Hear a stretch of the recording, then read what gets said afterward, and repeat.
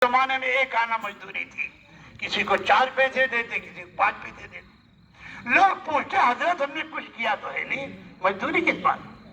हजरत फरमाते थे आपके आने से हमारी नमाज 25 गुना हो गई, 27 गुना हो गई, अगर आप ना आते तो हमारी नमाज 1 गुना होती। धीरे धीरे वो आते रहे, अपने बच्चों को लाते रहे और धीरे धीरे मदरसा भी कायम हो गया। और जब समझ बूझ वाले हो गए तो घर से गल्ला लाने लगे, फिर उन्हीं की जमातें बनने लगी और उसी का नतीजा ये है आज ये मजमा मौजूद है। सबसे पहले मेवातियों ने पूरे आलम में सफर किया है। अरे क्या नहीं किया? जिन्हें खाने का सलीका नहीं, जिन्हें बोलने का सलीका नहीं, जिन्हें बिस्तर बांधने का सलीका नहीं, अल्लाह ने भी फरमाया अनकरीब जमाना आएगा मैं अपना काम ऐसे लोगों से लूंगा न जिनके पास इल्म होगा न जिनके पास हिल्म होगा। साहबा ने पूछा इल्म से उनको इल्म दूंगा, मैं अपने हिल्म से उनको हिल्म दूंगा।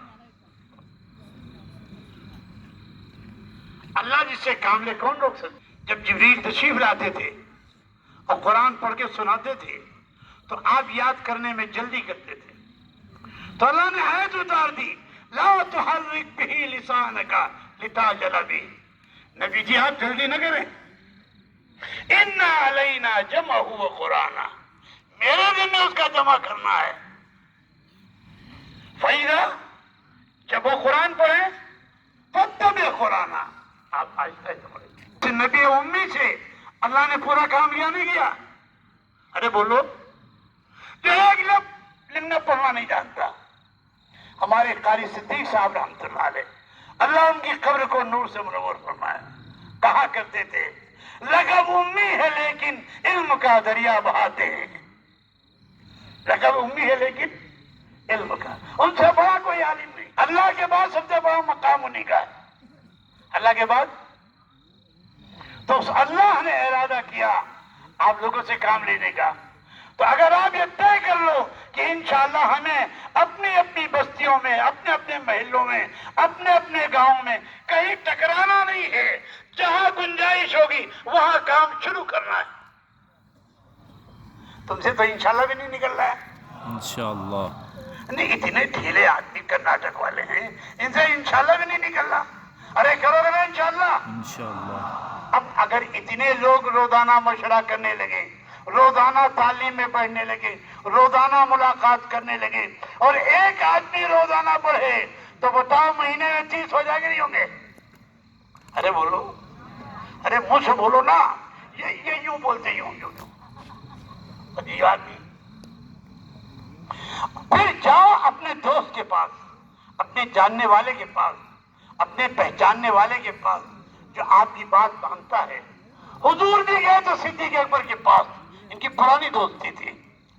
जिस वक्त सिद्दीक अकबर के पास ये पैगाम पहुंचा, सिद्दीक अकबर ने फौरन बात मान ली।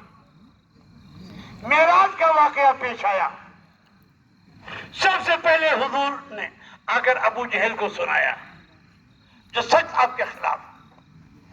अबू जहल ने जाकर सिद्दीक अकबर को सुनाया, सुना आपके दोस्त क्या कहते हैं।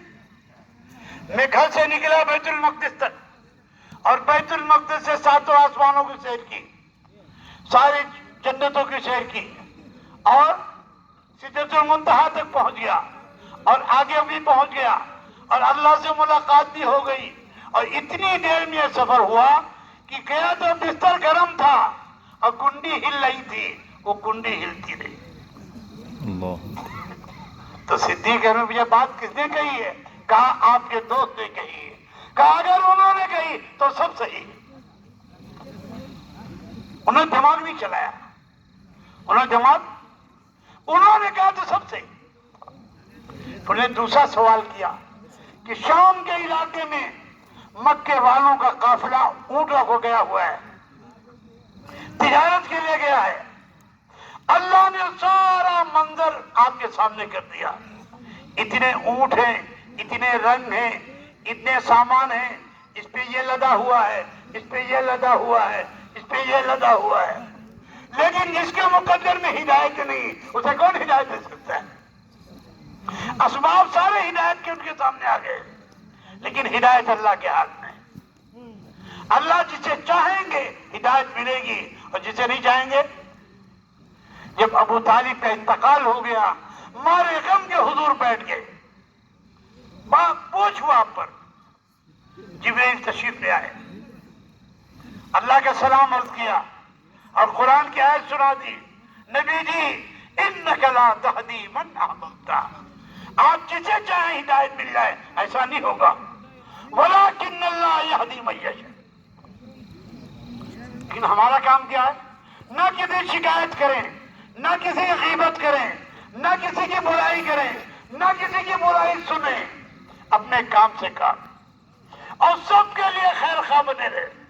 جو ملے السلام علیکم، آئیے تشریف لائیے، چائے نوش فرمائیے، سموسہ کھائیے، میٹھا کھائیے، گوشت کھائیے، قیمہ کھائیے، خوب کھلاؤ، خوب پلاؤ، خوب کھلاؤ۔